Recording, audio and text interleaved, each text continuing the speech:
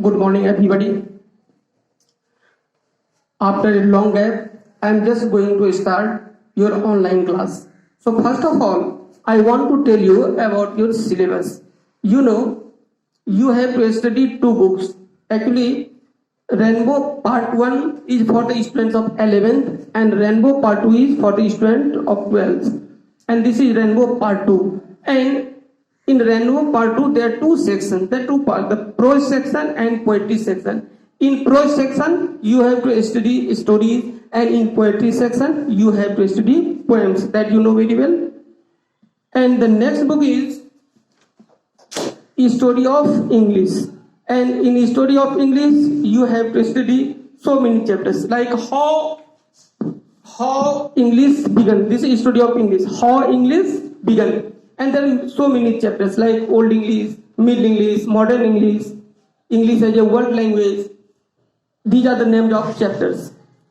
And I have already given some notes of History of English जो आप लोगों के व्हाट्सएप पर भेजा गया है, और इसके साथ ही साथ ढेर सारे वर्ड्स सभी चैप्टर्स का एक चैप्टर छोड़ के 6 चैप्टर में से means out of 6 chapters 5 words of 5 chapters are already send. अब यहाँ देखना है कि सभी चैप्टर्स का वर्ड्स भी याद करना है और उसके बाद इसमें किस तरह का क्वेश्चन पूछा जाता है. वैसे आप में से बहुत है जिन्होंने की हिस्टोरी ऑफ इंग्लिश का कुछ चैप्टर्स पढ़ा है और कुछ की पढ़ाई नहीं भी हुई, लेकिन देखना है कि which questions are very very important for the examination purpose of you. अब देखना है एग्जामिनेशन में किस तरह का क्वेश्चन पूछा जाता है, लेकिन उससे जो नोट्स भेजे हैं उसको समझने की जरूरत है. जब तक कि ऑफलाइन क्लास होता है मैं कोशिश करूंगा कि आप लोग मेन एग्जामिनेशन में जिस तरह का क्वेश्चन जो क्वेश्चन पूछा जाता है उस सारी क्वेश्चन का सॉल्यूशन हो जाए, को सॉल्व कर लें. लेकिन इसके बावजूद भी है कि समझने की बात है, अभी का माहौल जरा समझ लीजिए. अभी कोरोना वायरस से सभी लोग त्रस्त हैं. सोशल डिस्टेंसिंग बना के रखना है, इसके साथ ही सेफ रहना है, घर में रहना है, लेकिन उसके बावजूद भी हमें पढ़ाई करनी है, हमें आगे बढ़ना है. और इसके साथ साथ एक बहुत इंपॉर्टेंट थिंग, आज के दौर में जब आप टीवी डिबेट देखते हैं, टीवी पर देखते हैं, दिखाई क्या पड़ता है, लोग एक दूसरे पर छिटाकसी करते हैं, एक दूसरे पर कमेंट करते हैं, यह कहते हुए लगता है किसी के कारण यहाँ कोरोना वायरस आ गया. लेकिन सच्चाई ये नहीं. सच्चाई क्या है, जब सुना जैसा कि किसने कहा कि इंसानों की बस्ती में बस यही रोना है, इंसानों की बस्ती में बस यही रोना है, खुद को हुआ तो खांसी और दूसरे को हुआ तो कोरोना है. तो आइए हम लोग चलते हैं. ये नोट सबके पास अवेलेबल होगा क्योंकि मैंने सबों को भेज दिया है, और जिन भाई लोगों को, जिन दीदियों को नहीं मिल पाया है वे मेरे व्हाट्सएप नंबर पर कांटेक्ट करना या कॉल करना, मैं उनके मोबाइल पर भेज दूंगा. अब यहाँ देखो है हिस्टोरी ऑफ इंग्लिश. अब हिस्टोरी ऑफ इंग्लिश में देखो है periods in the history of English. Periods in the history of English, you know there are 3 periods of history of English. History of English के 3 पीरियड है. कौन कौन है? Old English, Middle English and Modern English. It means Old English period हुआ, Middle English period हुआ and Modern English period. Old English period क्या होता है? AD 449 to AD 1066 means the period of Old English is AD 449 to AD 1066. अक्सर objective इस तरह का question पूछा जाता है, लिखा रहेगा the period of Old English is, and there will be 4 options and you have to choose only one answer which is correct. Next one, the period of Middle English is AD 1150 to AD 1500 and the period of Modern English is AD 1500 onwards. ये आप लोग copy जब उल्टेंगे, और सबसे पहले कह दिया गया है सभी लोगों को नोट कर लेना है और कॉपी में देखना है. अच्छा, उसके बाद देखिए some of the borrowings in the 16th and 17th century. 16th और 17th सेंचुरी में ढेर सारे वर्ड्स को इंग्लिश लैंग्वेज में जोड़ दिया गया. जैसे जैसे इसका स्प्रेड हुआ, जैसे जैसे फैला हुआ, एक तरफ लिखा हुआ है लैंग्वेज, दूसरी तरफ वर्ड्स दिया हुआ है. यहाँ है लैटिन और ग्रीक. जो वर्ड अभी हम लोग इंग्लिश में पढ़ते हैं उसमें बहुत से वर्ड्स ऐसे हैं जो कि लैटिन और ग्रीक में है. अब देखिए लैटिन और ग्रीक वर्ड्स लिखा हुआ है adapt, appropriate, capsule, lunar, virus. ये सब क्या है? ओरिजिनल में ये सब लैटिन वर्ड है या ग्रीक है, लेकिन यहाँ क्या देख रहे हैं, इस वर्ड का यूज आजकल इंग्लिश में भी होता है। फ्रेंच वर्ड देखो, alloy, battery, chocolate, passport, ticket. हम लोग बोलते हैं चॉकलेट, कहते पासपोर्ट बोलते हैं, टिकट वो बोलते हैं, सोचते हैं कि ये इंग्लिश है, but in the real sense ये इंग्लिश नहीं है, ये बाद में जोड़ा गया और इसे इंग्लिश की डिक्शनरी में डाल दिया गया। उससे तो हिंदी में गुरु, पंडित, सिपाही, सारी, ठग। ठग को इंग्लिश में भी हम लोग ठग लिखते हैं। ये क्यों लिखते हैं? इसलिए इंडियन इंग्लिश है। गुरु को गुरु लिखते हैं, पंडित को पंडित लिखते हैं। यह है क्या है? दरअसल ये Indian English. And next one Arabic, सुल्तान, शेख, अलजेब्रा, ये सब क्या है? अरेबिक है, but all these words are also used in English. Italian में देखो, balcony, ballet, sonnet, lottery, Portuguese, buffalo, बरामदा, पर्शियन, बाजार, कार्बन, सोफा, शाह, किस्मत। स्पेनिश वर्ड को बनाना, कॉकरोच, गिटार, पोटैटो। अब देखो किसी को पूछो कि बनाना क्या है, फट से बोलता है BANANA। Actually this is spelling of banana. Potato बोलते हो, मीनिंग बताते हो पोटैटो, लगता है हाँ इंग्लिश है, बट ये क्या है? शुरू से इंग्लिश नहीं था। पहले ये क्या था? स्पेनिश था, लेकिन यही वर्ड क्या हो गया?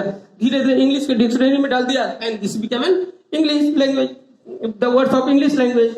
अब देखो उसी तरह डच है, टर्किश है, अफ्रीकन है। मतलब क्या समझा? कि बहुत से लगभग 50 लैंग्वेजेज के वर्ड्स को इंग्लिश में डाल दिया गया और अब वो आज क्या हो गया? इंग्लिश। फॉर एग्जाम्पल तुमने देखा होगा ढेर सारे नाले का पानी जब गंगा नदी में जाता है वह क्या बन जाता है? गंगा जल हो जाता है, वह पवित्र हो जाता है, उसमें पवित्रता आ जाती है। ठीक उसी तरह ढेर सारे लैंग्वेज को वर्ड्स को किस में डाला गया है?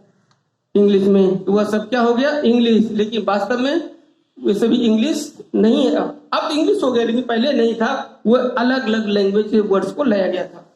अब नेक्स्ट वन, विलियम वर्ड्सवर्थ। अब यहाँ पर देखो कभी कभी रहता है, क्वेश्चन में दिया रहता है, क्वेश्चन में पूछा जाता है, 4 ऑप्शन दिया रहता है और and out of 4 option you have to choose an. अब यहाँ लिखा है William Wordsworth poems, prelude, ode on, immortality, Lucy poems, daffodils, ये सब द डैफोडिल्स, ये सब विलियम वर्ड्सवर्थ के द्वारा लिखा हुआ पोएम्स है। और ये सारे अब उसमें लिखा दिया रहता है क्वेश्चन में, the daffodils has been composed by, you have to write the answer and which is the correct answer.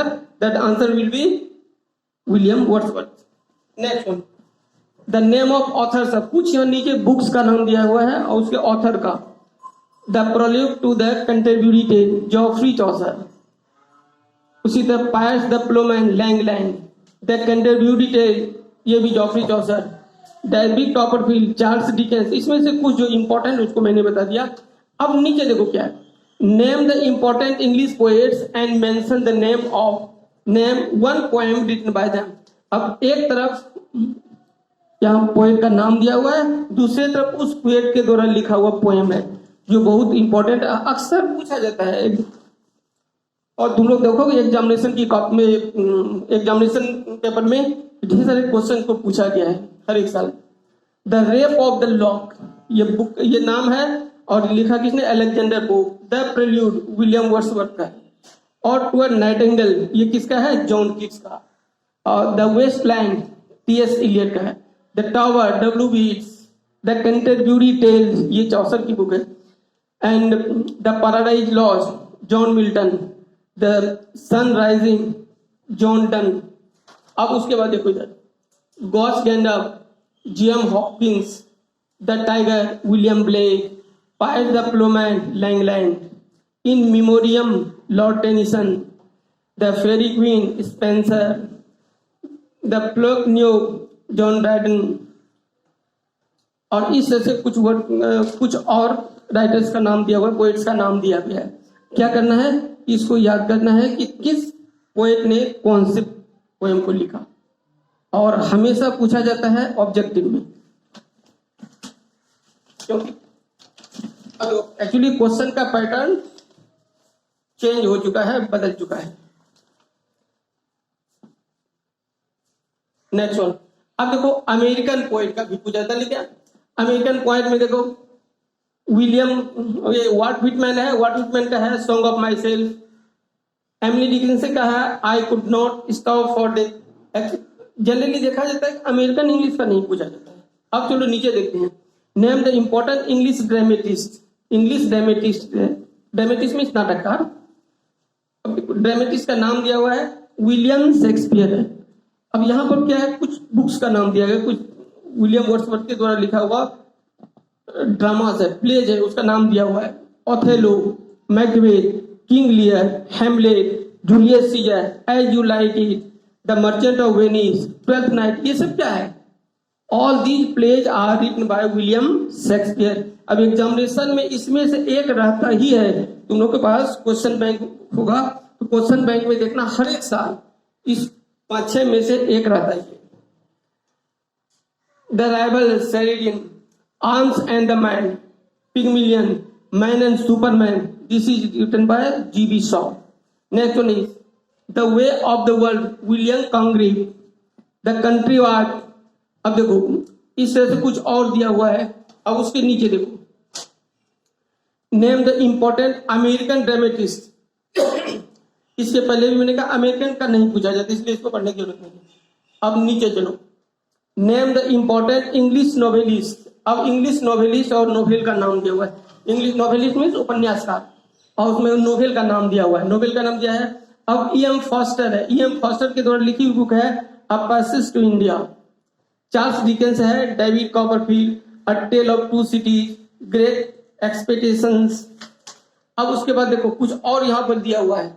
उसके बाद अब नीचे देखो, name the Indian novelist and mention the name of novels written by them. अब यहाँ पर कुछ Indian novelist का नाम दिया हुआ है।